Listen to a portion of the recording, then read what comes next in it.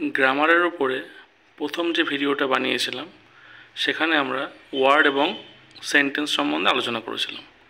আজও সেন্টেন্সের আরও কিছু ইনফরমেশান নিয়ে আলোচনা করব।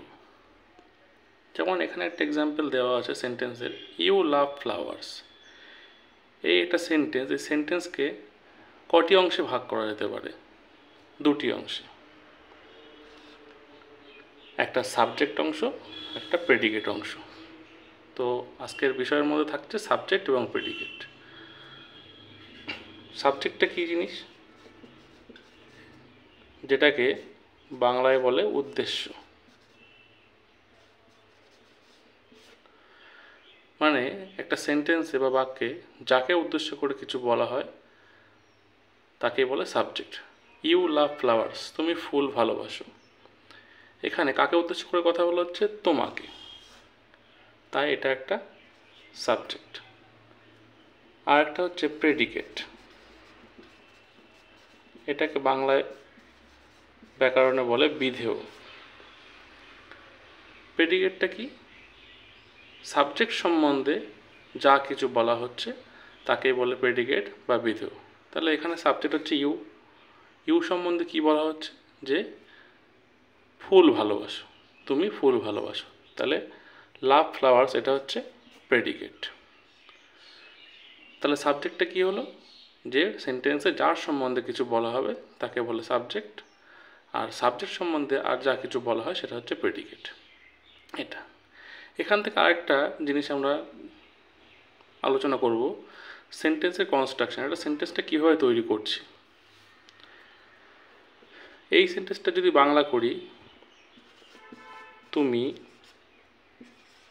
ফুল ভালোবাসো। এটা কিন্তু আমরা অনেক সময় ছোটোবেলাতে ভুল করতাম দেখে দেখে। তুমি ইংরাজি ইউ, ফুল ইংরাজি ফ্লাওয়ার, ভালোবাসা ইংরাজি লাভ। এটা ছোটো সেন্টেন্স বলে আমাদের বুঝতে সুবিধা হয়, যেখানে ইউ ফ্লাওয়ার লাভ হবে না। অনেক সময় বড়ো সেন্টেন্সের ক্ষেত্রে আমরা এরকম ভুল করে ফেলি। তো এখানে বোঝার বিষয়টা হচ্ছে, বাংলা কনস্ট্রাকশনের ক্ষেত্রে প্রথমে সাবজেক্ট, তারপরে অবজেক্ট, তারপরে কিন্তু ভার্ব আসে। কিন্তু ইংরেজির ক্ষেত্রে একটু আলাদা, প্রথমে সাবজেক্ট, তারপরে ভার্ব, তারপরে অবজেক্ট, তারপরে রিমেইনিং কিছু থাকলে। তার জন্য এখানে কি হয়েছে, প্রথমে সাবজেক্ট তুমি,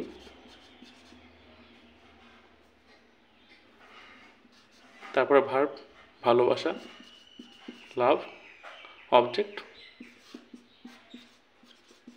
ফ্লাওয়ার্স। এবার এখানে প্রশ্ন আসতে পারে, সাবজেক্ট আর প্রেডিকেট আমরা পড়লাম, এর মধ্যে অবজেক্ট কোথা থেকে আসলো? অবজেক্ট জিনিসটা কি? তো সাবজেক্ট হলো সাবজেক্ট যেটা সম্বন্ধে বলা হচ্ছে, আর অবজেক্টটা কি? প্রেডিকেটের মধ্যে একটা অংশ, যেটাকে অবজেক্ট বলছি আমরা। এটা বের করার কি একটা নিয়ম আছে, সেটা কি? যে ভার্ব, মূল ভার্ব যেটা, তাকে কে অথবা কারা দিয়ে প্রশ্ন করলে যে উত্তরগুলো পাওয়া যায় সেগুলো হচ্ছে সাবজেক্ট। এই ভার্বকে আবার কি অথবা কাকে দিয়ে প্রশ্ন করলে যেটা উত্তর পাওয়া যায় সেটা হচ্ছে অবজেক্ট। যেমন ইউ লাভ ফ্লাওয়ার্স, এখানে ভার্ব কোনটা? লাভ।